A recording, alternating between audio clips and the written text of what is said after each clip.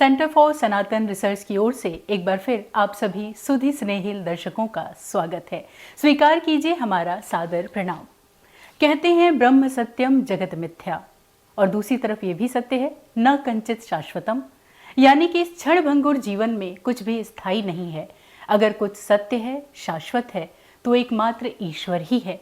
तो ईश्वर का साक्षात्कार या स्वयं का साक्षात्कार करने का सबसे सुगम माध्यम क्या हो सकता है? केवल किताबों का अध्ययन इसके लिए पर्याप्त नहीं है। इसके लिए अपने वेदों को, अपने शास्त्रों को जानना ही होगा। तो चलिए आज ऐसी ही कुछ ताने बाने पर चर्चा करते हैं और गुरुकुल शिक्षा पद्धति क्यों आज भी प्रासंगिक है, इस पर भी चर्चा करते हैं। और आज हमारी इस ज्ञान यात्रा में हमारे सहयात्री हैं, अपनी बौद्धिक संपदा से परिपूर्ण और विचारों की परिपुष्टता के साथ भारतीय संस्कृत दर्शन और शास्त्रों के मर्मज्ञ और प्रखर व्याख्याता, जिन्होंने देश और विदेश में अनेक संस्कृत संगोष्ठियों को न सिर्फ संबोधित किया बल्कि ज्ञानवर्धित भी किया। आप भूतपूर्व कुलपति रह चुके संपूर्णानंद संस्कृत विश्वविद्यालय के और वर्तमान में अपनी सेवाएं दे रहे हैं वैदिक दर्शन विभाग, संस्कृत विद्या धर्म विज्ञान संकाय, काशी हिंदू विश्वविद्यालय में। और बताते चलें कि आप इस समय निदेशक के तौर पर भी कार्यरत हैं मालवीय भवन काशी हिंदू विश्वविद्यालय में। ये एक छोटा परिचय है जो संसार के लिए है, दुनिया के लिए है। लेकिन अगर विस्तृत परिचय की बात करें तो आप आज आध्यात्म और आत्म साक्षात्कार के उस पड़ाव पर हैं जहां हम ये कह सकते हैं कि राष्ट्र के निर्माण में आपकी एक अहम भूमिका हो सकती है। तो चलिए अब आपकी भी उनसे मुलाकात करवाते हैं। बहुत बहुत स्वागत है हमारे इस कार्यक्रम में आपका। नमस्कार। और आज जब हम शिक्षा की बात करते हैं, क्योंकि शिक्षा एक ऐसा पायदान है, एक जीवन का ऐसा पड़ाव है जो मनुष्य को मनुष्य होना सिखाता है, और राष्ट्र के निर्माण के लिए इसकी जो भूमिका है वो सदा सदैव से ही प्रासंगिक भी रही है और अहम भी रही है। लेकिन आज की जो शिक्षा पद्धति है और हमारी जो गुरुकुल शिक्षा पद्धति जो सनातनी रही है, उसको लेकर के हमेशा एक डिबेट चलता रहता है। तो क्या कहना चाहेंगे, क्या है गुरुकुल शिक्षा पद्धति? जी। सर्वेभ्यः नमः।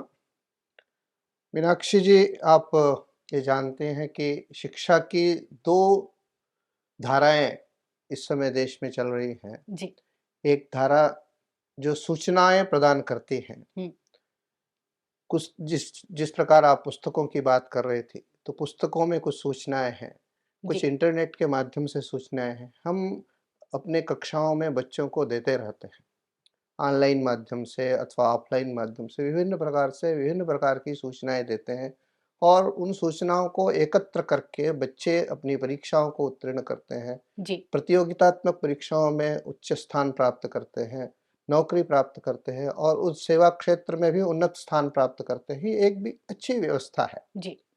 लेकिन सूचनाओं को संप्रेषित करने का, सूचनाओं को संस्थापित करने का, उसको स्टोर करने का एक एक सीमा होती है। जी। जैसे आपके मोबाइल है, मोबाइल में बहुत सी सूचनाएँ, बहुत से संदेश आपके प्रतिदिन व्हाट्सएप के माध्यम से या मेल के माध्यम से आते रहते हैं। जी। लेकिन कुछ ऐसा समय आता है, जब आपका वो डाटा या आपका स्टॉक भर जाता है हुँ। और आपको वो अगर आप रेगुलरली डिलीट न करें, हुँ, हुँ। तो एक दिन ऐसा आता है जब अत्यावश्यक सूचना से आप वंचित रह जाते हैं। जी। इसलिए आपको वो इसको रीलर्निंग और अथवा अनलर्निंग की प्रक्रिया करते हैं। जी। हम लर्निंग, अनलर्निंग और रीलर्निंग हुँ। पढ़ें, भूल जाएँ, जो अनावश्यक है उसे भूल जाएँ और फिर से नई चीज़ें पढ़ें। जी। ये हमारे चिंतन शिक्षा की एक प्रक्रिया चलती रहती है। जी। लेकिन एक दूसरी जो प्रक्रिया है वो ज्ञानाधान की प्रक्रिया है। हुँ, हुँ। ज्ञान की ज्योति गुरु अपने शिष्य को ट्रांसफ़र करता है, जी। सिखाता नहीं। ज्ञान सिखाना या पढ़ाने की चीज़ नहीं है, वह प्रदान करने की चीज़ है। जी। हम लेते हैं, वो आचार्य हमको देता है और ये कब हो जाता है हमें पता नहीं लगता है। और इसमें डिलीट करने जैसा कुछ नहीं रहता है। जी। जो हमारा ये मस्तिष्क है, उसमें ज्ञान को स्थापित करने के लिए कोई सीमा नहीं है। हुँ। असीम ज्ञान हमारे अंदर आता रहता है और वो कब आवश्यक होता है हम नहीं जान सकते हैं। लेकिन हर ज्ञान की हमें कहीं न कहीं आवश्यकता पड़ जाती है और वो हमारे जीवन में कहीं न कहीं वो काम आ जाता है। जी, निश्चित। यही गुरुकुल शिक्षा पद्धति है, जो हमें ज्ञान देती है। सूचनाएँ देना तो अलग बात है। हुँ, हुँ। सूचनाएँ हमारे लिए आवश्यक होंगी, हम रखेंगे, अनावश्यक होंगी, हम हटा देंगे। जी। और इसीलिए आप देखते होंगे कि जो केवल सूचना तंत्र पर आधारित शिक्षा है, उसका उपयोग हमारे जीवन में बाद में बहुत कम हो पाता है। हम धीरे-धीरे भूल जाते हैं और हमें ऐसा लगता है कि अब हम पद प्राप्त कर चुके हैं, इसका कोई उपयोग नहीं है। जी, उदाहरण के लिए हमने बीएससी किया, एमएससी किया या एमए, बीए किया, हम डिस्ट्रिक्ट मजिस्ट्रेट बन गए आईएएस जी, पास करके। जी, उसके बाद उस बीएससी, एमएससी का हमें कोई उपयोग नहीं होता है। हमें शहर की व्यवस्था कैसे चलानी है, उसमें हम लग जाते हैं और धीरे-धीरे उस चीज़ को भूलते रहते हैं। जी, ज्ञान की प्रक्रिया में क्या होता है कि गुरु ने जो ज्ञान आप में स्थानांतरित किया है, वह एक स्थायी रूप में बना रहता है। उस ज्ञान का उपयोग हमारे जीवन को और प्रखर बनाने में और समृद्ध बनाने में काम आता है। इसीलिए शिष्य के लिए अंतेवासी शब्द का प्रयोग किया है। जी, अंत्य मतलब समीप रह करके जो शिक्षा ग्रहण करता है, ज्ञानार्जन करता है, हुँ, वो अंतेवासी होता है। और गुरु शब्द का अर्थ होता है अज्ञान का जो निवारण करता है। देखिए 3 प्रकार की चीज़ें होती हैं, हुँ, एक ज्ञान, एक अज्ञान और एक मिथ्या ज्ञान। जी, मैं उदाहरण से अगर इसको समझाऊँ, आपको यदि किसी ने प्रश्न किया 2 + 2 क्या होता है? हुँ, तो आपके पास 3 पॉसिबल संभावित समाधान हैं। जी, आप एक बार कह सकती हैं 2 + 2 = 4। हुँ, दूसरे समाधान में आप कह सकती हैं 2 + 2 = 5। हुँ, तीसरा समाधान आप कह सकती हैं 2 + 2 क्या होता है मुझे मालूम नहीं। हुँ, तीनों संभावित है। हुँ, 2 + 2 = 4 इसको हम ज्ञान कहते हैं जी, और 2 + 2 बराबर हमको मालूम नहीं है, इसको अज्ञान कहते हैं और 2 + 2 = 5 इसको हम मिथ्या ज्ञान जी, या एरोनियस कॉग्निशन कहते हैं। जी, यह सबसे खतरनाक होता है। हुँ, न जानना बहुत बड़ी चीज़ नहीं है। हुँ, हम आज जिस वस्तु को नहीं जानते हैं, गुरु के सान्निध्य में जाएँगे, बड़ों के सान्निध्य में जाएँगे, समाज में जाएँगे, व्यवहार से सब कुछ हम जान लेंगे। लेकिन जब हम गलत जान लेते हैं, 2 जी, + 2 = 5 जान लेते हैं जी, और फिर हम मान लीजिए किसी कारण से अध्यापक बन गए। तो हमने कितने लोगों को 2 + 2 = 5 बताया और कितने लोगों को भ्रम में रखा, जी, कितने लोगों का जीवन हमने खराब किया। तो इस मिथ्या ज्ञान को निवृत्त करना, यही गुरु का काम होता है। जी, गुरु, गु अर्थात अज्ञान अथवा मिथ्या ज्ञान, उसकी निवृत्ति करा देना, यही गुरु का काम है।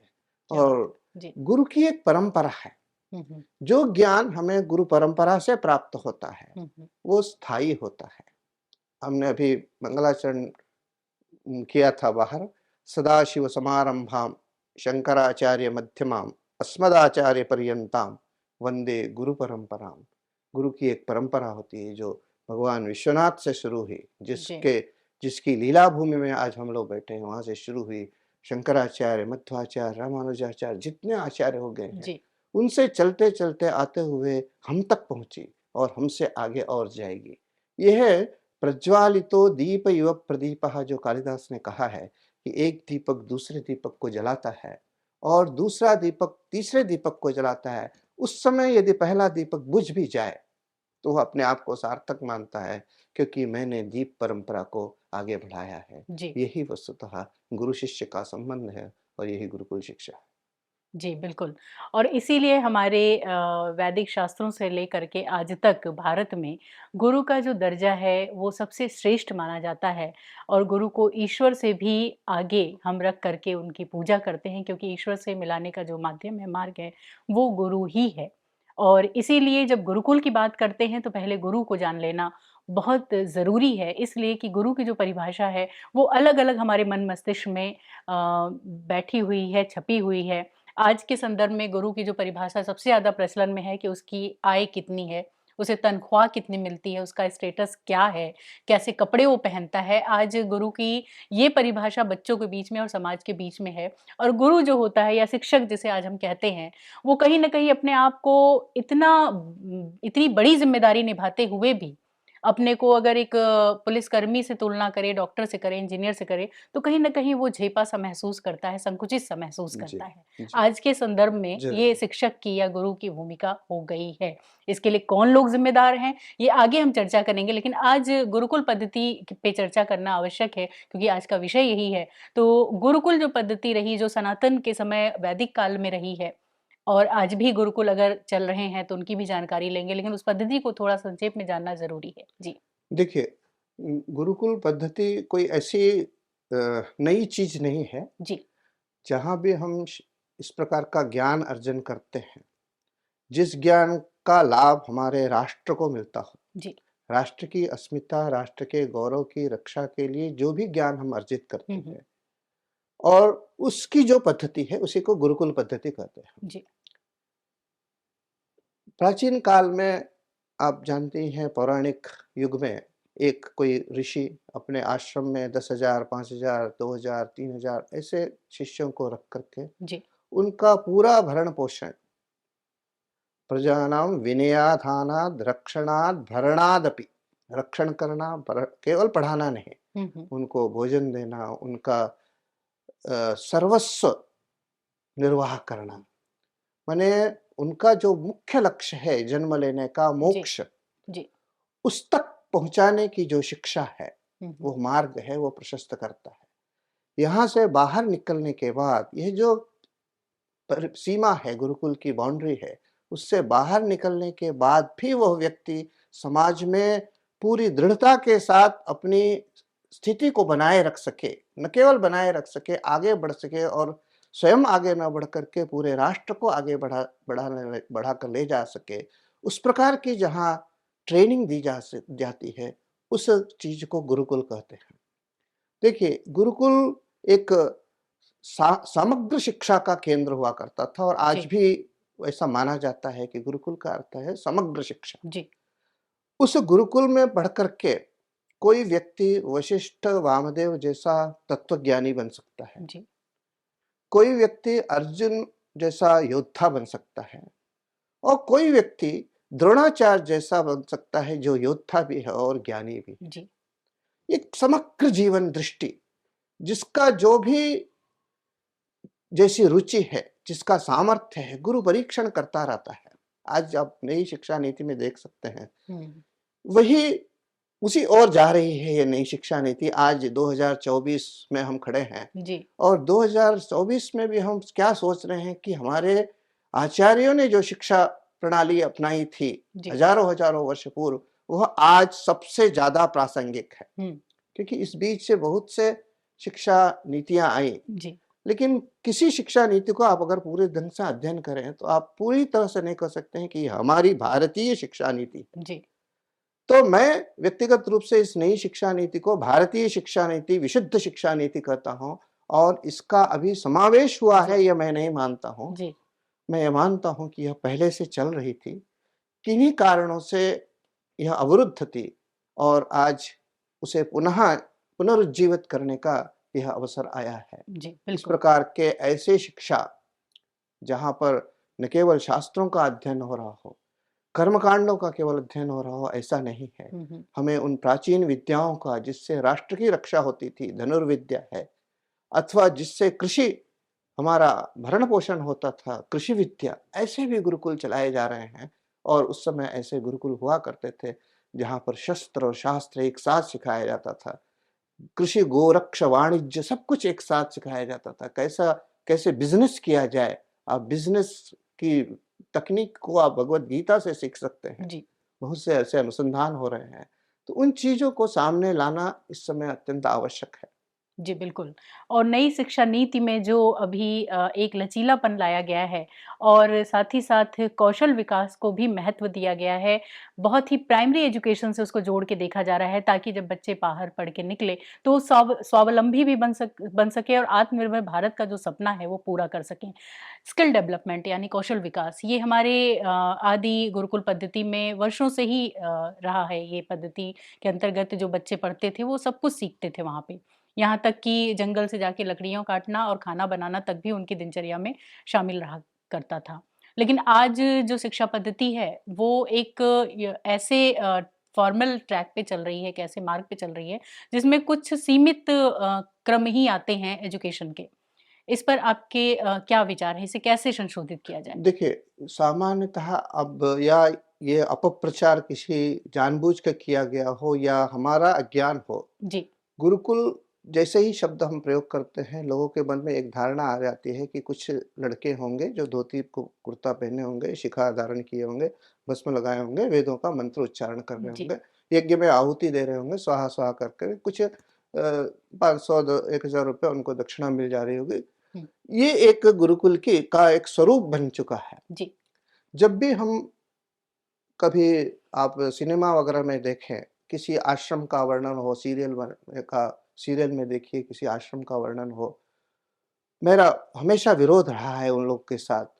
कुछ यज्ञ करते हुए, कुछ होम करते हुए, कुछ ऐसे शिखाधारी बच्चों को बैठा देते हैं और बताते हैं कि दिस इज़ व्हाट आश्रम इज़। हुँ, हुँ, लेकिन वो आश्रम नहीं है। आप जिस स्किल डेवलपमेंट की बात कर रहे हैं, भगवद गीता में कहा गया है, योगः कर्मसु कौशलम।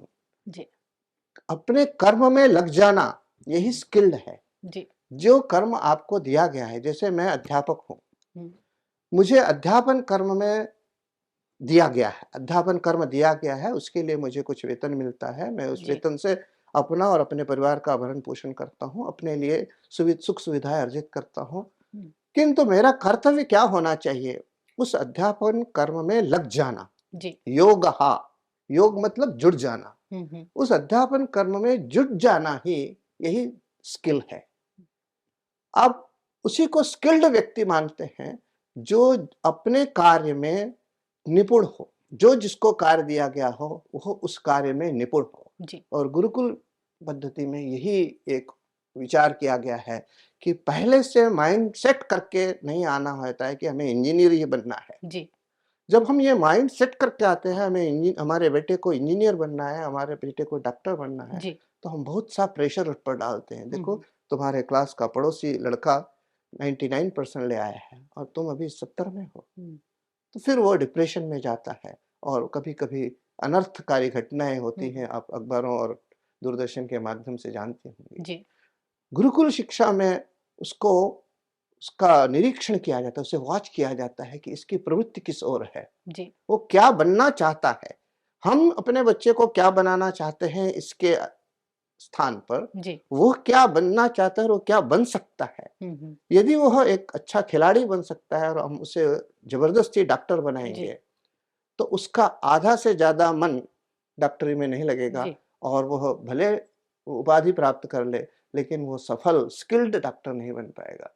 गुरुकुल शिक्षा में की व्यवस्था में यही है कि और आत्मनिर्भर बनना, स्वावलंबी बनना, ये गुरुकुल शिक्षा का आप पीछे देख सकते हैं, मैं देख पा रहा हूँ जी, कि बच्चे अध्ययन के साथ-साथ जी, उस जिस परिवेश में वो जी रहे हैं, जिस स्थान में, जिस आश्रम में वो रह रहे हैं या जिस पाठशाला में वो रह रहे हैं, उस पाठशाला की समग्र गतिविधियों में अपने आप को लगा जी, दे रही हैं। जी, वो गौ-सेवा कर रहे हैं, वो साफ-सफाई कर रहे हैं, उसके साथ-साथ अध्ययन कर रहे हैं। अध्ययन से अपने आप को हटा नहीं रहे हैं। हुँ, हुँ, तो इस प्रकार के जो सर्वतोमुखी प्रतिभा, ऐसा बच्चा जब बाहर निकलता है 10 साल, 10-15 साल गुरुकुल में रह कर के, तो उसे समाज में कभी कठिनाई नहीं होती। जी, आप वृत्ति की चर्चा कर रही थी। निश्चित हुँ, रूप से इस समय मुख्य धारा वह नहीं हो सकती, नहीं है। जी, लोग ऐसा मानते हैं हुँ, हुँ, कि जो बच्चा इंजीनियर, डॉक्टर वगैरह है, कुछ परिगणित डिग्रियाँ हो गई हैं, मेडिकल की, इंजीनियरिंग जी, की, एमबीए,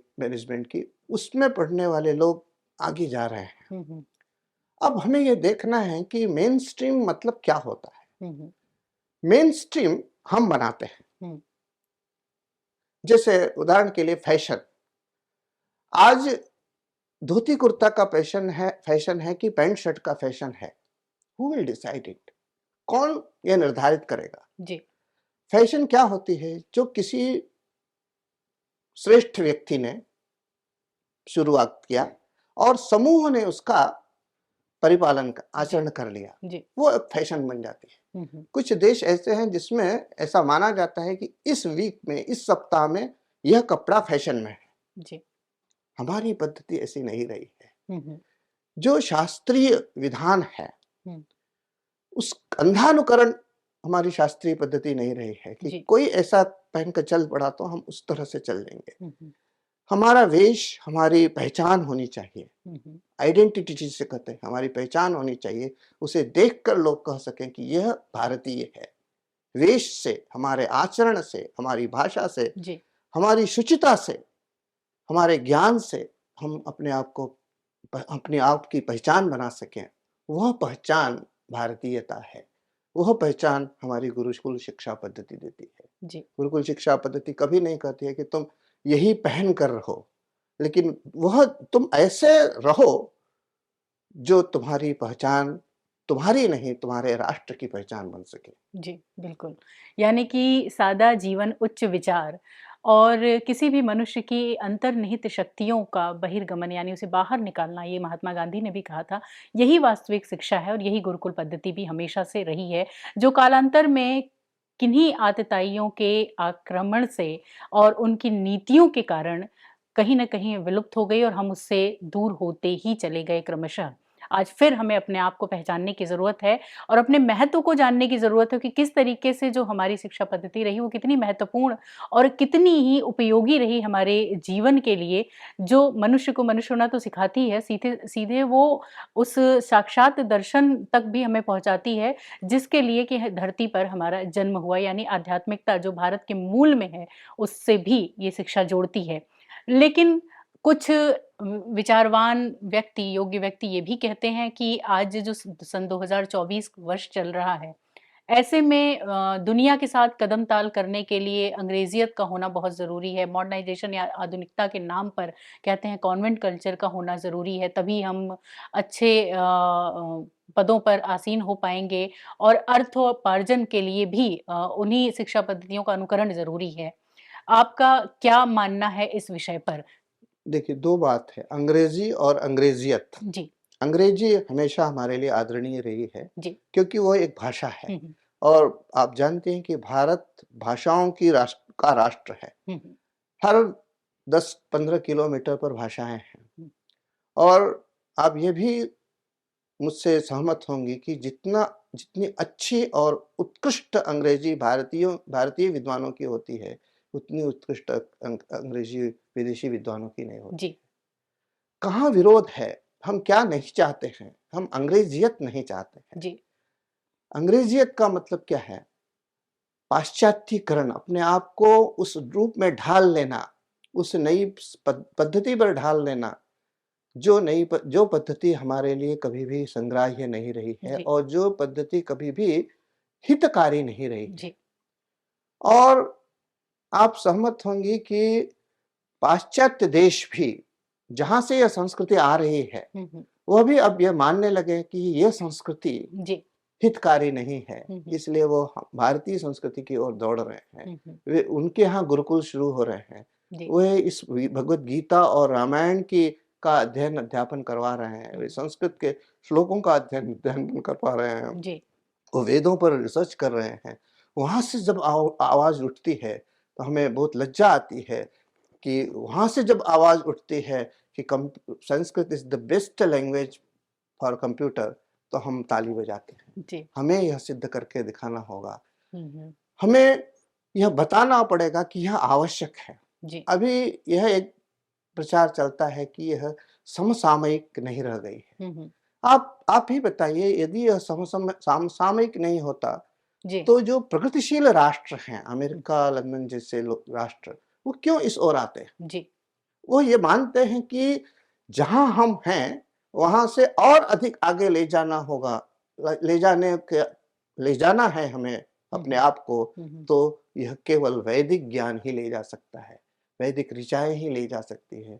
पुराणों का जो ज्ञान है, वही हमें आगे ले जा सकते हैं। इसलिए वह पश्चिम अब पूर्व की ओर झुक रहा है। जी। हमें उस अवसर का भी लाभ लेना चाहिए और हमें एक ऐसा सेतु के रूप में, एक प्लेटफ़ॉर्म के रूप में अपने आप को बनाना पड़ेगा, जहाँ जी। एक ओर भारतीय चिंतन धारा और एक ओर आधुनिक चिंतन धारा, जहाँ पर साइंस और टेक्नोलॉजी है, दोनों का कैसे समन्वय हो सके और उस समन्वय का लाभ, जी। सकारात्मक लाभ कैसे विश्व को मिल सके। क्योंकि उन्होंने भी ये ऐसा अनुभव करने करने शुरू कर दिया है कि जो ये टेक्नोलॉजिकल रिसर्च हो रहा है, टेक्नोलॉजी पर जो रिसर्च हो रहा है, जिसके आधार पर नए-नए आविष्कार हो रहे हैं, संग्राह्य हैं, बहुत स्तुत्य भी हैं, लेकिन उनका दुरुपयोग होने की संभावना अधिक प्रतिशत में हो रही है। जी, कभी शस्त्रों का निर्माण आत्मरक्षा, राष्ट्र रक्षा के लिए हुआ करता था और भारत हमेशा इसका पक्षधर रहा है कि शस्त्र का की रक्षा, शस्त्र जी, का रक्षण जी, अथवा शस्त्र को रखना आत्मरक्षा के लिए होना चाहिए। जी, लेकिन आज उसका दुरुपयोग हो रहा है। एक राष्ट्र दूसरे राष्ट्र की सीमा को लेने के लिए, उसकी सीमा में प्रवेश करने के लिए शस्त्रों का उपयोग कर रहा है। आप इस समय देख ही रही हैं, बिल्कुल। अनेक प्रकार का विध्वंस हो रहा है। जी, भारतीय चिंतन धारा हमेशा तेन त्यक्तेन भुंजीथा वाला था। त्याग पूर्वक जियो और जीने दो की चिंतन रहती थी। अगर यह गुरुकुल शिक्षा पद्धति पूरे विश्वव्यापी होती, तो कभी भी दूसरों का धन छीनने की प्रवृत्ति राष्ट्रों में नहीं होती। अपनी सीमा का ऐसा अनावश्यक विस्तार, सीमा का विस्तार होना चाहिए, जी, लेकिन दूसरों का दमन करके अनावश्यक रूप से सीमा का विस्तार, यह कभी भी भारतीय संस्कृति नहीं रही है। जी, बिल्कुल। और हमेशा एक ऐसा चरित्र भारतीय संस्कृति की पहचान रही है, जिसे हम सभी राम के रूप में जानते हैं, एक ऐसा आदर्श जो कि किसी की संपत्ति पर अपना बेजा अधिकार नहीं जताती, जो सबका स्वागत करती है, सबका सम्मान करती है और शायद यही एक हमारी कमज़ोरी रही, जिसका हमेशा से आतताइयों ने फ़ायदा उठाया। आज ये आरोप लगता है कि गुरुकुल की जो शिक्षा पद्धति है, वो कुछ आचार्य, प्राचार्य या कुछ ऐसे विद्वान जो पुरोहित बनकर के सेवाएँ दे सकते हैं, कर्मकांडी पंडित हो सकते हैं, लेकिन वो गुरुकुल हमें अच्छे अभियंता, अच्छे चिकित्सक, अच्छे प्रबंधनकर्ता या अच्छे वैज्ञानिक देने में कहीं न कहीं असफल है। क्या ये बात सही है? नहीं, ऐसा नहीं है।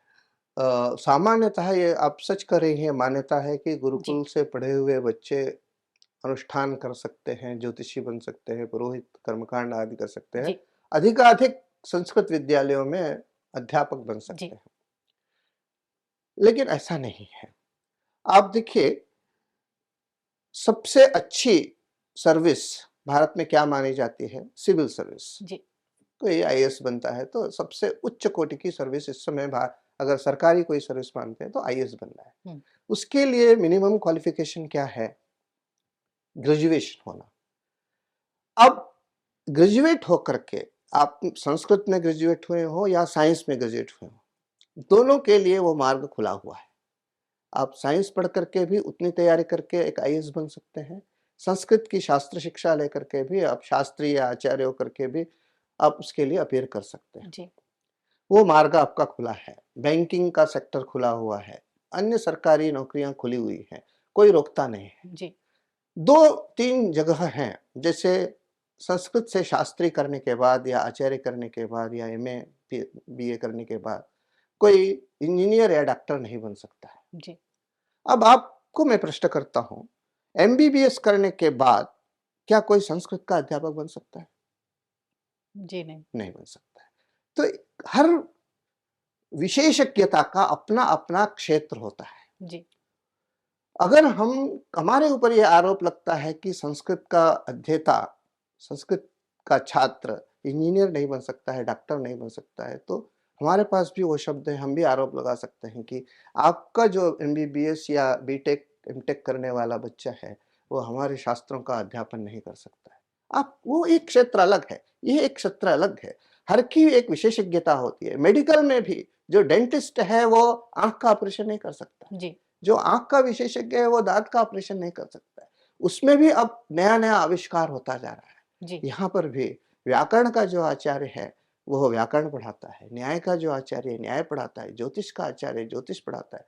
उसमें भी विशेषज्ञता है। फलित का अलग है, जो गणित का अलग है, प्राचीन का अलग है, नव्य का अलग है। एक जी, माइक्रो जिसको बोलते हैं हम, सूक्ष्म से सूक्ष्म की ओर जाते रहते हैं और ज्ञान वही है जो हमें स्थूल से सूक्ष्म सूक्ष्म की ओर जाए, सूक्ष्म से स्थूल स्थूल की ओर लेता जाए। जी, तो इसमें हमें कभी भी भ्रमित नहीं होना चाहिए और कभी भी अवसाद में नहीं होना चाहिए कि हमारा बच्चा संस्कृत पढ़ रहा है, डॉक्टर नहीं बन सकता है। हुँ, वो डॉक्टर बनने के लिए नहीं था। हुँ, उसने संस्कृत उसको हमने संस्कृत इसलिए पढ़ाया कि वो संस्कृत के क्षेत्र में जो कार्य है, वो कर सके। जी। हमने अपने बच्चे को डॉक्टरी की पढ़ाई, मेडिकल की पढ़ाई इसलिए नहीं पढ़ाई थी कि वो फ़िल्म में गाना गाए। हमने मेडिकल क्षेत्र में अगर उसकी रुचि है तो उसमें भी जा सकता है। और जहाँ तक उस क्षेत्र में विशेषज्ञता का प्रश्न है, जी। नौकरी पाना और स्किल्ड होना, विशेषज्ञ होना, 2 बातें हैं। हुँ, हुँ। जिसने एमबीबीएस नहीं किया है, लेकिन चरक संहिता का पारंपरिक ढंग से अध्ययन किया है, सुश्रुत का अध्ययन किया है, वह उत्तम कोटि का चिकित्सक हो सकता है, जी। उत्तम कोटि का सर्जन हो सकता है। हुँ, हुँ।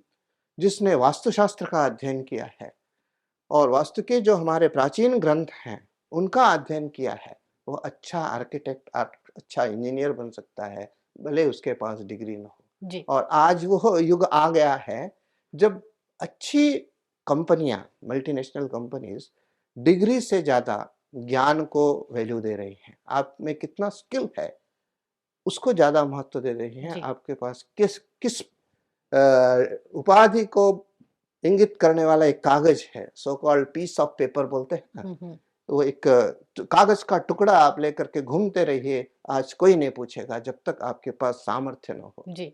और आज जब हम चर्चा करेंगे आगे भी, गुरुकुलों में जहाँ इस समय भारत में गुरुकुल चल रहे हैं, इस प्रकार के जो छात्र हैं, शिखा सूत्रधारी, अद्भुत तेजस्वी छात्र, जहाँ एक ओर शास्त्रों में परिणत है, वे वैसे दूसरी ओर आधुनिक जो कंप्यूटर का नॉलेज है, जितना अपेक्षित है, उससे ज़्यादा उनके पास है। वे जी। अपनी सब बात कंप्यूटर पर प्रस्तुत कर सकते हैं, अपनी बातों को वो ऑनलाइन प्रस्तुत करते हैं, डायग्राम्स बनाकर प्रस्तुत करते हैं, पीपीटी बनाकर प्रस्तुत करते हैं। जो कुछ आवश्यक है उसके लिए, जितना अपेक्षित है, जी। जिसको अंग्रेजी में वर्केबल नॉलेज बोलते हैं, हुँ, हुँ। वर्केबल नॉलेज उनको उसका भी होता है। तो साइमल्टेनियसली दोनों विधाओं में वो दक्ष होते हैं। जी। तो यहीं इसी पड़ाव पर अगला प्रश्न भी हमारा है कि गुरुकुल शिक्षा पद्धति या सनातनी शिक्षा पद्धति जिसमें संस्कृत अनिवार्य रूप से जानना ज़रूरी है ताकि हम अपने शास्त्रों का अध्ययन कर सकें और जो आधुनिक शिक्षा पद्धति है, दोनों का एक ऐसा समन्वय हो जिससे कि जैसा अभी आपने ज़िक्र किया कि जो वर्केबल नॉलेज है वो होना चाहिए। तो समय के साथ हम कदम-ताल करते हुए अपने अतीत और अपने गौरव को भी जानें। तो ऐसा क्या सुझाव कुछ आपका है जो कि शिक्षा पद्धति में या ऐसे स्कूल जो बच्चे जा रहे हैं, स्कूलिंग एजुकेशन जो है उसमें जोड़ा जाए, जिससे कि हम आधुनिक होने के साथ-साथ अपने अतीत के गौरव को भी जान सकें? हाँ, जी। 2 बातें हैं। मैं पहली बात बाद में बोलूँगा, दूसरी जी। बात आधुनिक होने का मतलब क्या होता है? इसे स्पष्ट हमें समझना पड़ेगा। जी। अधुना मतलब इस समय, संस्कृत शब्द है हुँ। अधुना, इस समय, जी। इस समय जो कुछ चल रहा है, हुँ, हुँ। उसके साथ अपने आप को लगाना, जी। ये इसको कहते हैं आधुनिक। आधुनिक का मतलब कभी भी नहीं होता है कि हम अ, पाश्चात्य का अनुकरण करके वेश धारण कर लें, पाश्चात्यकरण कर करके सिगरेट पिएँ और अलग-अलग प्रकार की नशाएँ करें, इसको हम लोग आधुनिक नहीं कहना जी। चाहिए। अधुना मतलब हमारा वर्तमान क्या है? हुँ, हुँ। वर्तमान कौन बनाता है? हमें बनाना होगा। जी। वर्तमान, भविष्य ये सब हमें बनाना है। तो कैसा वर्तमान हो हमारा, ये हमें बनाना है। जी, निश्चित। निश्चित रूप से हम जब जिस प्रकार का आचरण करेंगे, हमारे पूर्वजों ने जिस प्रकार का आचरण किया है, पूर्वजों का आचरण हमेशा फ्लेक्सिबल रहा है। हमेशा वो कहते हैं कि हमारे जो अच्छे कार्य हैं, यान्यस्माकं सुचरितानि तानि त्वयोपास्यानि। हमारे जो अच्छे आचरण हैं, आचार्य कहता है अपने शिष्य को, ये दीक्षांत के समय का उपदेश है उपनिषद का, जी। यानी अस्माकं सुचरितानि, हमारे जो सत्कर्म है, जी। उनका तुम उपासना करो। नो इतराणि, अन्य कार्य, अन्य उसका ग्रहण मत करो। इसीलिए छात्र का अथवा विद्यार्थी का गुरु के आसपास रहना आवश्यक है। जी। गुरु की कक्षा से जितना वो कुछ सीखता ही है। पुस्तकों से जितना वो सीखता है। लेकिन गुरु के दैनंदिन आचरण से वो जो सीखता है, वह एक अमिट होता है। जी। वही उसके आगे काम आता है। वही उसका वर्तमान बनता है। एक अतीत से उसने सीखा है। अतीत मतलब उसके आचार्य का जी। जीवन था, उससे सीखा, वह उसका वर्तमान बन रहा है। अब अगर इतनी मात्रा में इस प्रकार के लोग बाहर आते हैं, तो वही चीज फैशन में बन जाएगा, जी, वही चीज वर्तमान हो जाएगा। इसलिए आधुनिक आधुनिक यह कह करके जो भ्रम फैलाया जा रहा है कि यह पंथी लोग हैं, परंपरावादी हैं। परंपरा शब्द का भी एक विलक्षण अर्थ है। पर से पर तक जाने की एक जो प्रक्रिया है, उसको जी, परंपरा कहते हैं। जी। और यह हमेशा गतिशील रहती है। हुँ, आप देखिए, नदी या तालाब जो बहता रहता है, जी, उसी का पानी पीने योग्य होता है। जी, जो पानी स्थिर हो जाता है, उसमें काई जम जाती जी, है। तो परंपरा कभी भी जड़ता नहीं रही है, चलती रहती है, चलती रहती है। गुरु से शिष्य से, शिष्य से शिष्य तक, एक जिस जो दीप का हमने दृष्टांत दिया था। तो उस परंपरावादिता को हमें बना कर रखना है, परंपरा को जीवित रखना है, उसको चलाते रहना है। हम एक जगह स्थिर हो जाएँगे कि हमें यही करना है, तो हम जड़ता की ओर जाएँगे। हमें स्वयं चलना है और राष्ट्र को उस ओर चलाना है। बिल्कुल। दूसरी बात जो हम कह रहे थे हुँ, हुँ। कि आपने जो प्रश्न किया कि हमें क्या ऐसा करिकुलम बनाना चाहिए, क्या ऐसी व्यवस्था करनी चाहिए जो दोनों का तालमेल अच्छा से बन सके। निश्चित रूप से जो गुरुकुल के विद्यार्थी हैं, परंपरागत शिक्षा के विद्यार्थी हैं, उन्हें आधुनिक विद्याओं की का ज्ञान अवश्य होना चाहिए। जी, अभी क्या चल रहा है, क्या नया रिसर्च हो रहा है, क्या अनुसंधान हो रहा है, क्या नया आविष्कार हुआ है, उन्हें उनसे परिचित ही नहीं, उसमें अत्यंत प्रविष्ट होना चाहिए। जी, उसी के साथ-साथ जो आधुनिक कॉन्वेंट स्कूली शिक्षा है, उसमें भी कुछ ऐसी व्यवस्था हो जिसमें हमारे पारंपरिक विद्याओं का, हमारी पारंपरिक भाषाओं का, कलाओं का उन्हें शिक्षण दिया जाए। जी, ताकि वो समझ सके कि हम जो अभी पढ़ रहे हैं, उसका मूल क्या था? कहाँ से ये आया हुआ है? ये कुछ नया नहीं है। जी, कहाँ से आया हुआ है, वह एक बात समझ सकेंगे। जब दोनों लोग जो दोनों को समझने लगेंगे, तब वार्ता शुरू होगी, हुँ, संवाद शुरू होगा। और हमारी भारतीय संस्कृति का मूल आधार संवाद है। जी, संवाद के कारण ही हम आज तक जीवित हैं। लोग कहते हैं ये लोग आपस में झगड़ रहे हैं, एक द्वैत बोलता है, एक अद्वैत बोलता है, एक ब्रह्म को सत्य बोलता है, एक जगत को सत्य बोलता है, एक जगत को मिथ्या बोलता है। झगड़ा नहीं है, ये विवाद नहीं है, यह संवाद है। जी, और संवाद तभी होगा जब हम आपकी बात को समझें, आप हमारी भाषा को समझें। दोनों एक दूसरे की भाषा को, दोनों एक दूसरे की आत्मा को जब समझते हैं, तब संवाद होता है। और संवाद का प्रतिफलन एक नया नवनीत लेकर आता है। वह नवनीत, वह एक रिजल्ट राष्ट्र के लिए होता है। जी, इसलिए बिल्कुल। जिन दोनों के बीच में बात हो रही हो, उन दोनों के बीच में एक सामंजस्य होना चाहिए। सामंजस्य होने के लिए दोनों की भाषा को समझना होगा, दोनों के विचार को समझना होगा। भले मतभेद हो, लेकिन आपका मत क्या है हमें तो समझना चाहिए ना। जी, बिना आपके मत को समझे हम अपनी बात आप पर थोपित करें, आरोपित करें, या आप हमारे बात को समझे बिना आप अपनी बात आरोपित करें, तो वार्ता आगे नहीं बढ़ती है, वहीं पर स्थगित हो जाती है। जी, यही आप देख सकते हैं राष्ट्र में, जब 2 राष्ट्र आपस में बातचीत करने के लिए जाते हैं और एक दूसरे की बात को समझे बिना केवल दोषारोपण करते हैं, तो उन राष्ट्रों के बीच में कभी भी मैत्री नहीं हो पाती है। जी, राष्ट्रों के बीच में मैत्री होना हो या व्यक्ति के बीच में मैत्री होना हो, तो एकमात्र साधन है कि हम अपने आपस के विचारों को समझें। सहमत होना न होना हमारे सिद्धांतों पर निर्भर है। कम से कम समझें। समझेंगे तो बात आगे बढ़ेगी, हम जी, अपनी बात समझा सकेंगे, आपकी बात में क्या कमी है वो बता सकेंगे, या आप उस कमी को और सुधार करके उसका व्याख्या कर रहे हो तो उस बात को समझ सकेंगे। जी, इसलिए संवाद की आवश्यकता है और यह कमी मैं अभी देख रहा हूँ। लेकिन अभी जो नई शिक्षा नीति आई है, उसके अनुसार हुँ, हुँ, यह कमी भी शीघ्र पूर्ण होने वाली है।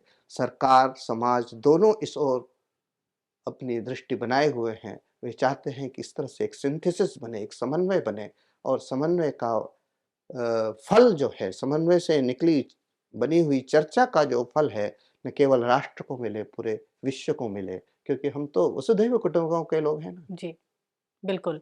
और जब बात शिक्षा पद्धति की करते हैं, तो हमारे देश में कुशल अभियंता, कुशल चिकित्सक, कुशल वैज्ञानिक और हर क्षेत्र में योग्य युवा पीढ़ी तैयार हो रही है और इतनी योग्य है कि उनकी माँग पूरे विश्व में है और अपने देश से पलायन की अगर हम संख्या देखें, तो वो काफ़ी शोचनीय विषय है।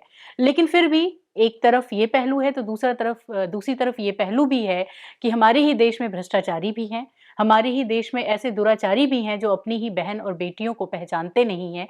हमारे ही देश में ऐसे भी कलुषित मानसिकता के लोग हैं जो अपना देश भी बेचने के लिए तैयार रहते हैं। तो राष्ट्र निर्माण में गुरुकुल शिक्षा पद्धति कितनी प्रासंगिक है, इस पर भी चर्चा करेंगे। इसका आप जहाँ जिस बिंदु पर आई हैं, जी, वह वही एकमात्र ऐसा बिंदु है जो गुरुकुल शिक्षा पद्धति की आवश्यकता को प्रतिपादन करता है। जी, क्योंकि इस समय राष्ट्र के निर्माण और उसके ढांचे को और मनोहारी बनाने की आवश्यकता है। जी, जिस काल में हम जी रहे हैं, हम बहुत सौभाग्यशाली हैं कि ऐसे काल में जी रहे हैं जहाँ हमारे राष्ट्र का नाम विश्व में अच्छे स्तर पर लिया जा रहा है, अच्छे रूप में लिया जा रहा है। हमारा ये दायित्व है इस समय कि हम उसमें अपना योगदान दें और राष्ट्र निर्माण में अपनी भूमिका को निर्धारित करें। जी, किसी राष्ट्र का निर्माण अथवा पतन क्यों होता है? हम पतन की ओर देखें, अगर हमारा आचरण गिर जाता है, तो हमारा पतन होता है। राष्ट्र हो या प्रदेश हो या घर हो या व्यक्ति हो, व्यक्ति का पतन उसके आचरण पर निर्भर है। यदि जी, उसका आचरण गलत है, जिसने अभी आपने माँ, बेटी, बहन आदि का उल्लेख किया, और भी बहुत चीजें हैं, अगर हमारा आचरण, चरित्र गिरा हुआ है, तो हमारा दिनों दिन पतन होगा। हमारा चरित्र अगर अच्छा है, तो हमारा निर्माण होगा, विकास होगा। चरित्र का, नैतिक शिक्षा का जो मूल स्रोत है, वो यहीं से निकलता है, जी, गुरुकुल से ही निकलता है। गुरुकुल में नैतिक शिक्षा प्रधान रूप से दी जाती है। कैसा, किसके साथ व्यवहार करना चाहिए। मातृदेवो भव, पितृदेव, माता मतलब हमारी ही माता नहीं, जितने भी स्त्री हैं, मातृवत परदारेषु, जितनी भी स्त्री हैं सबके प्रति माता। इसलिए भारतीय संस्कृति में आप देखती हैं, कोई भी अनजानी भी स्त्री आती है, हम माता जी, बहन जी कहते हैं। जी, उसकी वय को देखते हुए माता जी, बहन जी, बिटिया, ये इस प्रकार का संबोधन करते हैं। ये यहीं पर है, भारत में ही है, क्योंकि हमारी जड़ उसी गुरुकुल शिक्षा पद्धति से निकली हुई है, वेदों से निकली हुई है। मातृदेवो भव, जब कोई छात्र अपनी दीक्षा पूर्ण करके, अपनी शिक्षा पूर्ण करके उस गुरुकुल से बाहर निकलता है, तो पहला यही उपदेश गुरु देता है, मातृदेवो भव, पितृदेवो भव, फिर कहता है आचार्य देवो भव। जी, आचार्य को, माता को गुरु के समान मानो, पिता को गुरु के समान मानो, फिर तीसरा नंबर आचार्य को गुरु के समान मानो। देव और पितृ कार्यों से अपने आप को लगाए रखो, उसमें कभी भी आलस्य मत करो। राष्ट्र के कार्य में कभी भी आलस्य मत करो। स्वाध्याय और प्रवचन जो सीख कर आए हैं जी, गुरुकुल में, उसे समाज के लिए दो। क्योंकि हमारी जो गुरुकुल शिक्षा है या वैदिक शिक्षा है, सनातन शिक्षा है, वह आत्मोत्थान के साथ साथ विश्वोत्थान, समाजोत्थान के लिए भी का भी शिक्षण देती है। हम सीख कर आए हैं, बहुत बड़ा ज्ञानी हो गए हैं, अपना तो उत्थान कर लिए, बड़े बड़े पोस्ट प्राप्त कर लिए, मोक्ष तक पहुंच गए, लेकिन अगर हमने समाज को कुछ नहीं दिया, जिस समाज ने हमें इतना कुछ दिया है उस समाज को कुछ नहीं दिया, तो निश्चित रूप से हमारी शिक्षा व्यर्थ होती है। इसलिए हमें अपने आप को, समाज, अपनी पूरी शिक्षा को समाज में लगाना है, समाज के उत्थान में लगाना है। दीपक जो जलता है वह अगर पूरा समाज को प्रकाशित न करे, जी, तो उसका जलना निरर्थक होता है।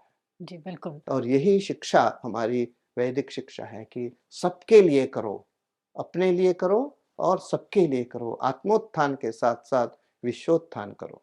जी, बिल्कुल। यानी कि राष्ट्र निर्माण की जब हम बात करते हैं भारत जैसे देश में, तो सबसे पहले आता है चरित्र निर्माण और ये गुरुकुल शिक्षा पद्धति की ये अहम भूमिका रही कि वो बालक में बचपन से ही चरित्र को लेकर के उसके अंदर ऐसी भावना भर देते थे, जिससे कि जब वो समाज में निकले तो हर क्षेत्र में, चाहे वो त्याग हो, समर्पण हो या कर्मठता हो या जीवन में जब साहस दिखाना हो, धैर्य दिखाना हो, संयम दिखाना हो, तो हर मोड़ पर वो अपने चरित्र का एक ऐसा उदाहरण प्रस्तुत करता था, जिससे कि पूरा विश्व प्रेरणा ले सके। और अब उस पहलू पर चर्चा के हम आना चाहेंगे, जहाँ हम अपने गुरुकुल शिक्षा पद्धति को आज आधुनिक शिक्षा पद्धति से तो जोड़ के देख ही रहे हैं कि कैसे उसका समन्वय हम करें, जिससे कि आधुनिकता के साथ-साथ ये आगे बढ़ सके क्रमशः। लेकिन अगर इसी गुरुकुल शिक्षा पद्धति के मूल बिंदु यानी शास्त्र की चर्चा करें, जहाँ शास्त्र और शस्त्र दोनों को प्रशिक्षण दिया जाता था, तो आज बहुत ज़रूरी है कि अपने शास्त्रों से हम परिचित हों। बहुत सी लोग या मूलतः जो युवा पीढ़ी हमारे समाज में है, वो तो यहाँ तक भी नहीं जानते कि शास्त्र का मूल अर्थ क्या है, इससे आशय क्या है। वो इसे कुछ ग्रंथ या किताब के रूप में ही लेते हैं। कितने शास्त्र हैं, कितने वेद हैं, कितने उपनिषद हैं, कितने पुराण हैं, कितनी स्मृतियाँ हैं, ये भी वो नहीं जानते हैं, तो उसे भी जानना बहुत ज़रूरी है। जी।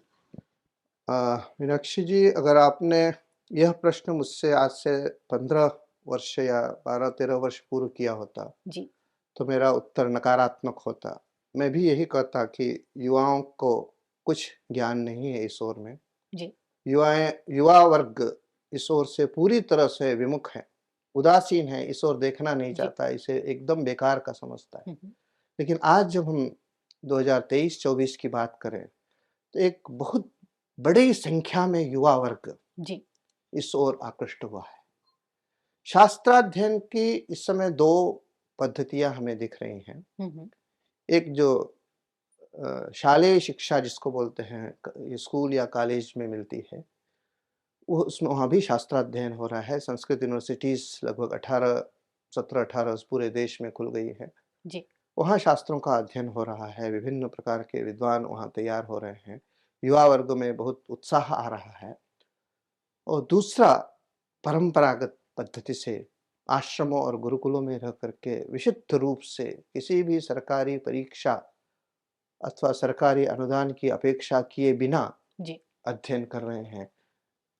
मूल रूप से शास्त्र का अध्ययन, उसका मुख्य उद्देश्य है केवल शास्त्रों की रक्षा करना और शास्त्र की में जो ज्ञान है, उस ज्ञान को समाज तक पहुँचाना जी। उनका मूल उद्देश्य रहता है। यहाँ आप जिस साइंस टेक्नोलॉजी की बात कर रहे हैं, आज जितने भी देश में आईआईटीज़ या आईआईएम्स हैं, उनकी दृष्टि हमारी ओर आई है। जी। अधिकांश आईआईटीज़ में इस प्रकार के विभाग भी खुल गए हैं, जहाँ पर परंपरागत शास्त्रों पर के आधार पर अनुसंधान और अध्ययन हो रहा है। जी। जैसे आईआईटी कानपुर हो, आईआईटी मुंबई हो, आईआईटी बनारस हो अथवा Indian institute of science Bangalore हो। अनेक प्रकार की ऐसी योजनाएं चल रही हैं जहां पर साइंस एंड टेक्नोलॉजी को किस प्रकार से शास्त्र का सहयोग मिले, शास्त्राध्ययन को कैसे टेक्नोलॉजी का सहयोग मिले। आज शास्त्राध्ययन में टेक्नोलॉजी का बहुत बड़ा योगदान आ गया है। जी। आज हम पुस्तकें लेकर के बहुत यात्रा नहीं करते हैं, हम सब कुछ अपने टेक्नोलॉजी कंप्यूटर में या लैपटॉप में रखकर चलते हैं। ये एक छोटी-सी चीज़ हुई, लेकिन ये टेक्नोलॉजी नहीं हुई। टेक्निकल टूल्स का हम उपयोग कर रहे हैं, टेक्नोलॉजिकल टूल्स का उपयोग कर रहे हैं, लेकिन टेक्नोलॉजी का उपयोग का मतलब क्या है? हुँ, हुँ। कैसे संगणक विद्या अथवा कंप्यूटर साइंस कैसे काम करता है? उसमें क्या-क्या कठिनाई आ रही है? उस कठिनाइयों को दूर करने के लिए हमारे पास क्या कोई विधा है? क्या प्राचीन भारतीय विद्याओं में ऐसी कोई विधा है जो कंप्यूटर साइंस को आने वाली असुविधा को दूर करे? आज उस पर काम हो रहा है। ट्रिपल आईआईटी हैदराबाद में ले लीजिए, आईआईटी कानपुर में ले लीजिए। भाषा को लेकर के जिसको एनएलपी बोलते हैं, जी। नेचुरल लैंग्वेज जी। प्रोसेसिंग बोलते हैं। हुँ, हुँ। कैसे ये नेचुरल लैंग्वेज काम करती है? हम आप आपस में बात कर रहे हैं। हमारा ये स्वाभाविक मेधा है। जी। आपकी बात हम समझ पा रहे हैं। कभी कोई भाषागत दोष हो रहा है तो भी आप हमारी बात समझ ले रहे हैं। आई एम गोइंग की जगह आई आर गोइंग भी हम बोल देते हैं तो आपको समझ में आ जाता है। जी। लेकिन वो एक आर्टिफिशियल इंटेलिजेंस है, कृत्रिम मेधा वाला मशीन है। उसको जैसे ही हम आई आर गोइंग बोलेंगे वो एरर कह कर के भेज देगा। हुँ, हुँ। उसको समझ में नहीं आएगा। उसको उतना ही बताना पड़ेगा। ये एक सामान्य चीज़ हो गई। जब हम किसी परिस्थिति विशेष में रहते हैं जी, और उस परिस्थिति विशेष से, उस परिवेश से हम परिचित रहते हैं, तो हमें अपने आप के बातों को आप तक पहुँचाने में या आपको हमारी बात हम तक पहुँचाने में कोई असुविधा नहीं होती। जी, लेकिन जब हम और गहराई में जाते हैं, जो परिवेश हमसे परिचित नहीं है, जो समाज हमसे परिचित नहीं है, जहाँ की स्थितियाँ हमसे परिचित नहीं है, जहाँ की टर्मिनोलॉजी हमसे परिचित नहीं है, वहाँ जब हम व्यवहार करते हैं, तो हमें बहुत असुविधा होने लगती है। आपकी बात हमें समझ में नहीं आती है। आप किस आशय से बोल रहे हैं? आप कहते हैं, "अरे! तुम तो बहुत बड़े विद्वान हो।" आप इस वाक्य को 2 प्रकार से 2 अर्थ से बोल सकते हैं। जी, सच में आप विद्वान हो, आप लेकिन मूर्ख हो, बहुत बड़े विद्वान बनते। ये बोल दिया। अब कंप्यूटर नहीं समझ पाता है।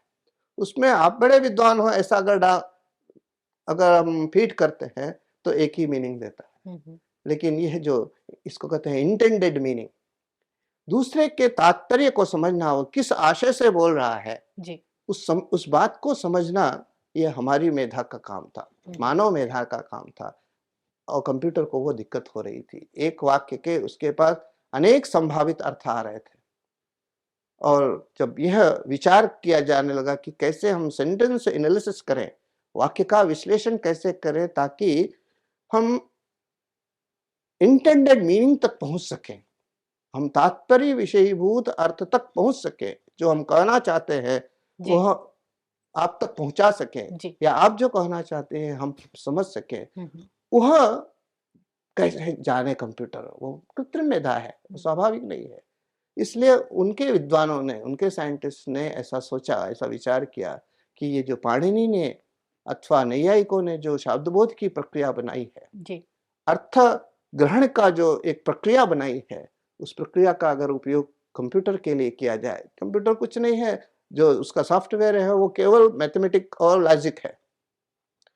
जो न्यायशास्त्र की, भारतीय न्यायशास्त्र की जो आर्गुमेंटेशन की पद्धति है अथवा वाक्य विश्लेषण की पद्धति है, उसका अगर उपयोग कंप्यूटर साइंस कर सके, तो एम्बिग्विटी, अंग्रेजी में एक शब्द है, जी, एम्बिग्विटी का अर्थ होता है कि हम कोई वाक्य का या किसी शब्द का प्रयोग कर रहे हैं, जी, उसके अनेक अर्थ निकल आ रहे हों अथवा उस वाक्य से कोई भ्रम पैदा हो रहा हो या कुछ गलत अर्थ निकल रहा हो, ऐसी स्थिति से बचा जा सके। और भारतीय चिंतन धारा में, विशेषकर संस्कृत भाषा में, यह एक सामर्थ्य है कि जो वह कहना चाहता है, उसके लिए उसके पास शब्द हैं। उसके कहने की विधा उसके पास है। जी, उस विधा को अपना करके आज साइंस और टेक्नोलॉजी आगे बढ़ रही है और इस पर बहुत काम हो रहा है और आपको जानकर प्रसन्नता होगी कि लगभग 92-93% सफलता भी मिली हुई है। क्या बात है! ये बड़ा ही सराहनीय कदम है और एक उदाहरण है कि सनातन कभी भी आधुनिक नहीं रहा, ये आरोप उस पर नहीं लग सकता है। वो सदा रहा है, शाश्वत रहा है और वक़्त के साथ कदम मिलाकर के भी चलना जानता रहा है। आज जो गुरुकुल शिक्षा पद्धति जिस पर हम बात कर रहे हैं, चलिए उसके कुछ डेटाज़ पे भी बात करते हैं। कितने गुरुकुल अभी हमारे देश में चलाए जा रहे हैं और उसमें जो छात्र-छात्राएँ पढ़ रहे हैं, उनकी क्या स्थिति है, संख्या क्या है? और क्या विचार आपका बन रहा है कि क्या ये पर्याप्त है या इस पे कुछ और कार्य करने की ज़रूरत है? देखिए, इसमें 2 बातें हैं, एक जी, कुछ निराशाजनक और कुछ अति आशाजनक। जी, निराशाजनक ये क्या कि कुछ फैशन के नाम पर गुरुकुल शब्द लगा करके कुछ एक ज़मीन इकट्ठा करके, कुछ बाउंड्री बनाकर, कुछ लड़कों को रख करके, कुछ कहीं से अनुदान लेकर के एक जी। अपना धंधा हुँ, शुरू हुँ, कर दिया गया हुँ। है, वो एक निराशाजनक विषय है और मुझे जिन जिन जिन ऐसी संस्थाओं से मेरा परिचय है, जी। मुझे पूर्ण विश्वास है कि वो कुछ अच्छा कार्य नहीं कर पा रहे हैं। हुँ, हुँ। बालकों का वहाँ शोषण हो रहा है, भविष्य अच्छा नहीं होगा ऐसा जी, मुझे डर आशंका है। डर जी, है। जी, अ, भगवान करे वहाँ सब कुछ अच्छा हो। लेकिन जो अति आशाजनक चीज़ें हैं, जिन कुछ 4-5 गुरुकुलों को मैंने देखा है, जो एक देवदत्त गोविंद पाटिल जी गोवा में चलाते हैं। आपने आपने बहुत लोगों में से सुना होगा कि उनका एक पुत्र लगभग 17-18 साल का पुत्र है, जिसने भारत की सबसे कठिन परीक्षा सबसे कम उम्र में पास की थी, तेनाली परीक्षा बोलते हैं। उसके लिए माननीय प्रधानमंत्री जी ने स्वयं ट्वीट किया था जी। और उसे बधाई दी थी। इस प्रकार के छात्र वहाँ से निकल रहे हैं। छात्राओं को, माने लड़कियों को, महिलाओं को हमारे जो प्राचीन शास्त्र हैं, ऐसा माना जा रहा था कि उनके लिए कोई उपयोग नहीं है, उनको दूर रखा जा रहा है, ऐसा-ऐसा। तो उस आपत्ति को दूर करने के लिए भी वहाँ गुरुकुल चलाया जा रहा है। मैत्री गुरुकुल चल रहा है बेंगलोर में। कुछ लोग अपने घर में बिना कोई बोर्ड लगाए, बिना किसी ताम-झाम के जी। 8 4-5 बच्चों को अपने पास रख कर के शास्त्राध्ययन करा रहे हैं। उनका जीविका, उनको जीवन के लिए जो आवश्यक है, भोजन, अन्न आदि दे रहे हैं। जो नहीं दे सकते हैं, वो शास्त्राध्ययन करा रहे हैं। जी। आज समाज भी उस ओर जा रहा है। जो कॉर्पोरेट जगत है, उसको भी ऐसा लगने लगा है कि यदि हमारा जो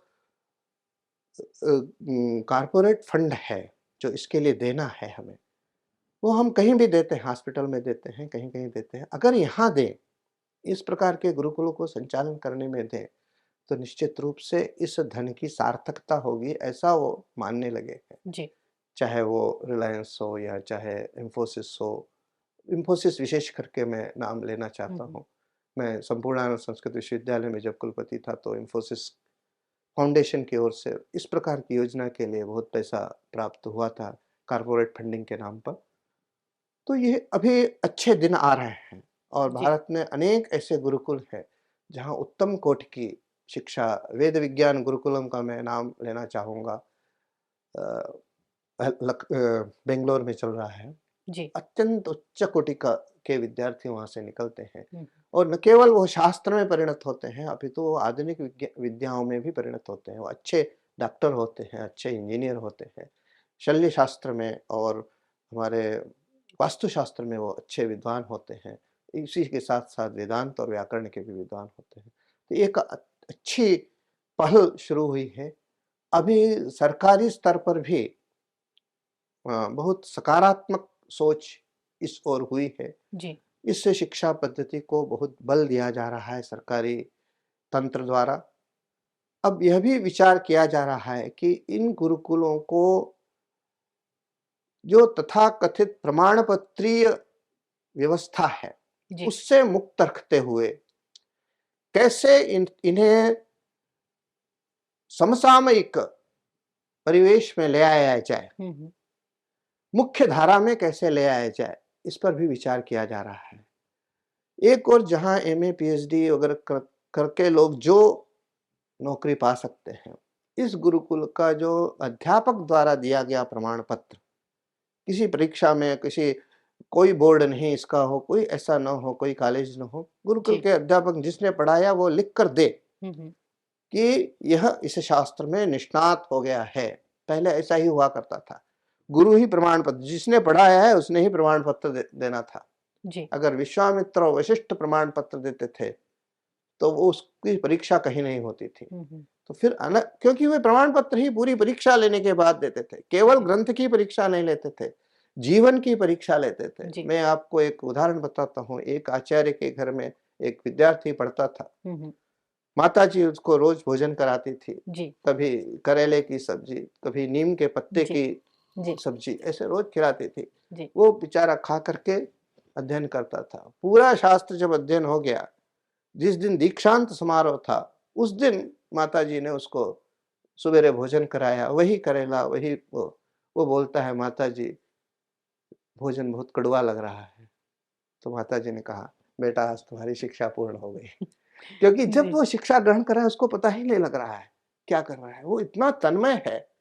और जब अब उसने माताजी ने प्रमाण पत्र दे दिया कि शिक्षा पूर्ण हो गई, अब कौन परीक्षा ले सकता है? गुरु का भी सामर्थ्य नहीं था कि वो परीक्षा ले। इस तरह की वो सोच अब आ रही है जी। कि एक-एक गुरु को 4-4 5-5 विद्यार्थी दिए जाए, उनको असाइनमेंट हो, ऐसा निश्चित कर दिया जाए कि आपको इसको ये शास्त्र, इन चारों को ये शास्त्र पढ़ा देना है। जी। इस शास्त्र में उसको परिनिष्ठित, पूर्ण पक्का बना देना है। हुँ, हुँ। और उसकी परीक्षा फिर जो चाहे ले सकता है और वो स्वयं प्रमाण पत्र दे कि यह परिनिष्ठित हो चुका है। अगर व्याकरण के किसी आचार्य ने उसको व्याकरण में परिनिष्ठित करके प्रमाण पत्र दे दिया, तो वह प्रमाण पत्र उसको पर्याप्त होना चाहिए किसी भी विश्वविद्यालय में व्याकरण के अध्यापक होने के लिए। आवेदन करने में। जी, किसी विश्वविद्यालय अथवा कॉलेज अथवा कहीं की डिग्री की आवश्यकता नहीं होनी चाहिए, ऐसा भी विचार चल रहा है और मेरा यह स्वयं का भी मानना है कि अगर ऐसा दिन आता है, तो निश्चित रूप से अच्छे दिन होंगे। जी, बिल्कुल। और बात जब गुरुकुल की हो रही है, शास्त्रों की हो रही है, विद्यार्थियों की हो रही है, शिक्षा की हो रही है और अभी परीक्षा की घड़ी भी निकट आ चुकी है, चाहे वो सीबीएसई बोर्ड की परीक्षा हो, यूपी बोर्ड की हो या किसी अन्य बोर्ड की। जो अभी वक़्त है वो बच्चों में स्ट्रेस लेवल काफ़ी बढ़ा हुआ है, परीक्षा का तनाव भी है। हालाँकि मन की बात में हमारे माननीय प्रधानमंत्री जी अक्सर मनोबल बढ़ाते हैं, न सिर्फ़ बच्चों का बल्कि उनके माता-पिता का भी। लेकिन ऐसी स्थिति में भी हम चाहेंगे कि कुछ मार्गदर्शन आपके माध्यम से उन हमारे विद्यार्थियों के लिए हो, उनके गार्जियंस के लिए हो, जो इस समय परीक्षा की तैयारी कर रहे हैं और बोर्ड एग्ज़ाम्स जिनके नज़दीक हैं। जी, देखिए, तनाव प्रबंधन की व्यवस्था हमारे शास्त्रों में है ही है। जी, उसका एकमात्र जो सबसे सरल उपाय है, अपनों से बात करना। हुँ, हुँ। आज ये जो कमी हो रही है, माता-पिता को समय नहीं है अपने बच्चों से बात करने का, बच्चों को समय नहीं है अपने माता-पिता से बात करने का, इतना कुछ उलझन-पन हो गया है और जी, माननीय प्रधानमंत्री जी ने ये सही किया कि वो बात करना उन्होंने शुरू किया। जी, उनकी बात करने का एक उद्देश्य इतना ही है कि माता-पिता सीखें कि अपने बच्चों से बात करना चाहिए। जी, माता-पिता जब अपने बच्चों से बात करेंगे, बच्चे अपने माता-पिता से बात करेंगे, जब बात करना शुरू होगा, वार्तालाप शुरू होगा, हम कंफर्टेबल फ़ील करेंगे एक-दूसरे के साथ, तो अपने अंदर की बात हम बोल पाएँगे। किस कारण से ये तनाव हो रहा है? क्या हमें 94% लाने का तनाव है? या हमारा जो सहपाठी है, जी, वो हमसे आगे निकल जाएगा इसका तनाव है? या और कुछ आज दुनिया में चल रहे हैं जो हम इस कैमरा के सामने शायद न बोल पाएँ, जी, उस प्रकार के भी बहुत से तनाव होते हैं, एक-दूसरे के साथ स्पर्धा का तनाव है। किस कारण से तनाव है? क्या किसी ने डाँट दिया? लोग बच्चों को डाँटते हैं स्कूल में और बच्चा आकर घर में नहीं बताता है जी। और वो खुद झेलता रहता है। अपेक्षाओं का तनाव है सबसे बड़ा। अपेक्षाओं का भी तनाव है। जी, माता-पिता अपेक्षाएँ रख लेते हैं कि हुँ, हुँ। हमें नहीं उससे ज़्यादा इसका आना चाहिए, जी, उससे अधिक पैकेज वाला ये होना चाहिए। ये जो पैकेज का गेम शुरू हुआ है, अगर आप देखिए किसी कंपनी में कोई व्यक्ति, कोई छात्र, कोई लड़का काम करता है, उसे भारी पैकेज मिलता है तो काम कितना होता है? जी, उसको रात है कि दिन है मालूम नहीं होता है। घर में आने के बाद भी उसका कार्य चालू रहता है। तो उस तनाव को दूर हम कैसे, वो काम तो करना ही है, क्योंकि वो इस प्रकारांतर से हम राष्ट्र के लिए कुछ न कुछ कर ही रहे हैं। जी, जिस विद्या को हमने ग्रहण किया है, उस विद्या का हम अगर किसी कॉर्पोरेट कंपनी के लिए उपयोग कर रहे हैं, तो वो कंपनी हमारे राष्ट्र के लिए किसी न किसी रूप में कुछ तो कर रही है, तो जी। हमारा वो दायित्व हम कर रहे हैं, उससे भागना नहीं हुँ, चाहिए। हुँ। लेकिन उससे मुक्ति प्राप्त करने के लिए हम क्या करें? सबसे पहला काम है कि हम एक-दूसरे से बात करें, मित्र से बात करें, माता-पिता से बात करें, भाई-बहन से बात करें, अगर विवाहिता है तो पत्नी से बात करें, पत्नी पति से बात करे। सब कुछ अपने में दबा कर रखने से वो उबार आता है। कुछ हमारे यहाँ आसन बताए गए हैं, जी। प्राणायाम बताए गए हुँ, हैं, हुँ। उनका हम आचरण करें। दैनिक दिनचर्या, आहार-विहार का हमारे शास्त्रों में विधान है, वह आहार-विहार हमें अनुकूल रखना होगा। प्रातः भ्रमण का, सूर्य नमस्कार है, सूर्य को अर्घ्य देना, स्नान करना समय से सोना, ये सब जो हमारे शास्त्रों में बताया गया है और हमारे पूर्वज जो आचरण करते आए हैं, यद्यदाचरति श्रेष्ठः, हम जी, शास्त्र ना भी पढ़ें, लेकिन देखें कि हमारे आचार्यों ने, हमारे पूर्वजों ने किस प्रकार का आचरण किया है, वैसा ही करते रहें तो निश्चित रूप से वो शास्त्रीय आचरण होगा। जी, क्योंकि वो उन्होंने शास्त्र के आधार पर आचरण किया है। तो शास्त्र पढ़ना ही आवश्यक नहीं है। जो जिसने शास्त्र पढ़ा है, वो जिस प्रकार का आचरण कर रहा है, जी, उस तरह का भी हम आचरण करने लगेंगे तो वो शास्त्रीय आचरण होगा और इस तरह से हम उन अवसाद से ग्रस्त नहीं होंगे, जिन अवसाद के कारण हमारा जीवन व्यर्थ हो रहा है, नष्ट हो रहा है। छोटी-छोटी उम्र में हमें अनेक प्रकार के रोग हो रहे हैं, जो रोग ये माना जाता था कि 70-80 के बाद होते थे, शुगर, ब्लड प्रेशर आदि। जी, आज 20-22 के साल के बच्चों को हो जा रहा है। उस स्थिति से वह एक भयावह स्थिति है, उससे बचना होगा। और पश्चिम जगत यह समझ चुका है कि जो भारतीय शिक्षा प्रणाली है, भारतीय जीवन शैली है, वह उस अवसाद से, उस तनाव से बचाने का एकमात्र साधन है। जी, उस चीज़ को, उस बात को हमें भी समझना होगा। बिल्कुल। और इसीलिए पूरी दुनिया भारत को विश्व गुरु मानती है और हमारी तरफ वो आशा भरी नज़रों से हमेशा देखती रही है कि क्या कुछ हम सीख सकते हैं अपने जीवन के उन्नयन के लिए, अपने आत्मिक और आध्यात्मिक उन्नयन के लिए और अपने मन की शांति के लिए।